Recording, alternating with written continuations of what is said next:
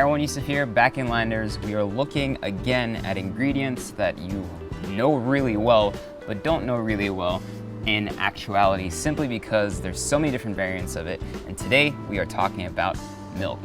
Milk is one of those ingredients that I consider a mother ingredient in terms of it has so many different uses and byproducts. Milk can be used to make butter. It can be made to use yogurts. It can be made to use drinking milk. So there are a lot of different variants, and when you're walking through these shelves, it gets really confusing in terms of what you might like and what you might want to reach out for. The golden rule when you're shopping is to look at the labels, but also to make sure that you know and that you're always very conscious that the labels are also used as a marketing tool by the brands to tell you what they want you to see and how they want you to perceive their product. So always dig deeper, look at the labels. So let's break down the different variants of milk you'll find in the supermarket. Most of what you'll find will either be homogenized, pasteurized, or fortified.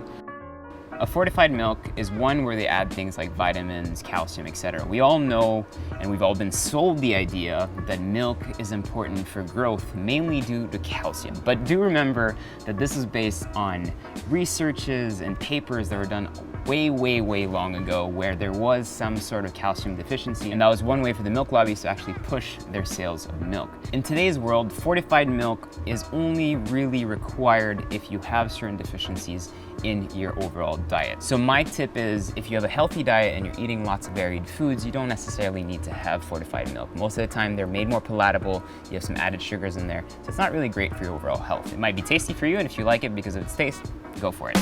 The second most popular one that you'll find is pasteurized milk. So pasteurization is a process that's used throughout so many different types of products that you'll find in the supermarket, and it was invented by Louis Pasteur a long time ago, I think in the late 1800s. And it's a simple process of boiling a liquid to strip it down from any microorganisms and to just remove anything that might be bad for your body or might make you sick. The problem with pasteurization, and this can be seen throughout all industries and all packaged goods, is that it does strip some of the nutritional value from the raw ingredient, which is why there's always been this massive debate between raw milk and pasteurized milk.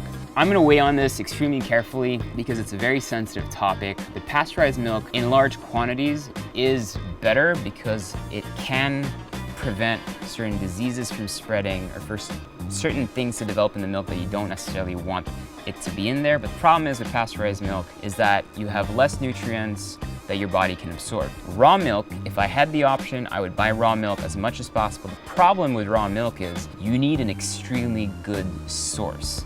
The cows have to be extremely happy, really well taken care of, in a dairy farm where absolutely everything is controlled, natural, organic, grass-fed, for it to be in its purest form so it doesn't develop any diseases, and that when you drink it, it can actually be good. Raw milk, at its best, is the best thing you can have for your body in terms of consuming dairy, simply because it carries so much nutrition with it.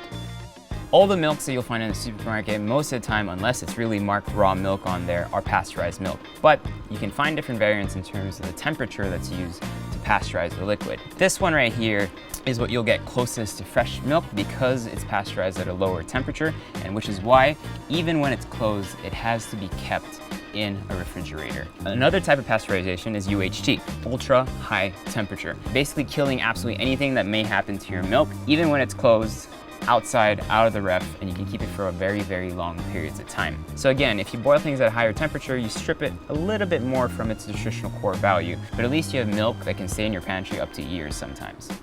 Now let's talk about the creaminess of the milk. You have full fat milk, which is my personal favorite. It has anywhere from 3 to 4% of fat inside. It's really creamy, really delicious, and for me it's great with coffee, but it's also good for cooking. Next we have low-fat milk, which has become really popular simply because people think low-fat's better for you. I, again, don't necessarily think that. That's anything from 1% to 2%. And finally we have skim milk, which is really popular with anyone who wants to be skinny. Anything that is under 0.15%, I believe, of fat is skim milk. Sometimes people will add some milk powders in there just to kind of give it a more full body texture, because skim milk can be extremely watery and thin.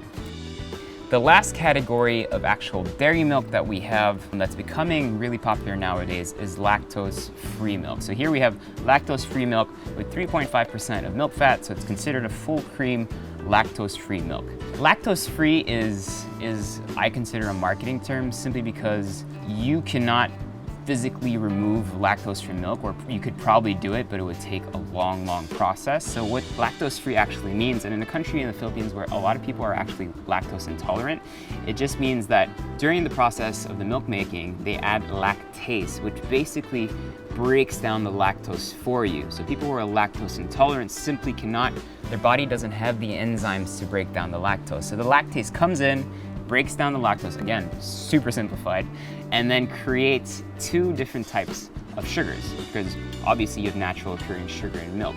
So you'll have glucose, which everyone knows is a type of sugar, and then finally you have galactose, which is another type of sugar that is broken down in this milk so that your body, even if you're lactose intolerant, won't need to process the lactose because it's already done for you. A lactose-free milk can actually taste close to regular milk, but it usually is slightly sweeter. If you do fall in that category that is lactose intolerant, there are many different options nowadays. Your first one is rice and oat milk. Simple process. You take some oats or some rice in its rawest form, put some water, leave it I don't know how many days, and eventually it becomes texture and the color of milk, and that is why it's called quote-unquote milk.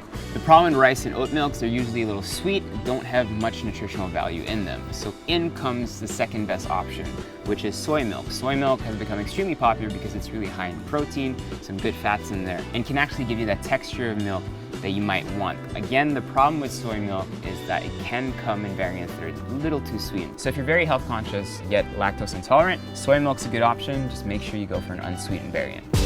Finally, one of my personal favorites, especially if you're someone who is health conscious and you have a lactose intolerance, then go for almond milk or cashew milks, simply because they're full of vitamin E, they have a good amount of fat, they have a good amount of protein, and they're very easy to drink. And as long as you stay away from the sweetened ones, you should be fine. Anything that's sweet, you just should know that it's something that's tasty and it's fun and it's entertaining and something that you want to drink. But if you want to be healthy, always go for the unsweetened stuff and the unflavored stuff. I really hope you guys enjoyed that video. It helps me learn about ingredients more as well, and I hope it helps you, so that way you can make smarter choices when you're shopping at Landers. See you guys.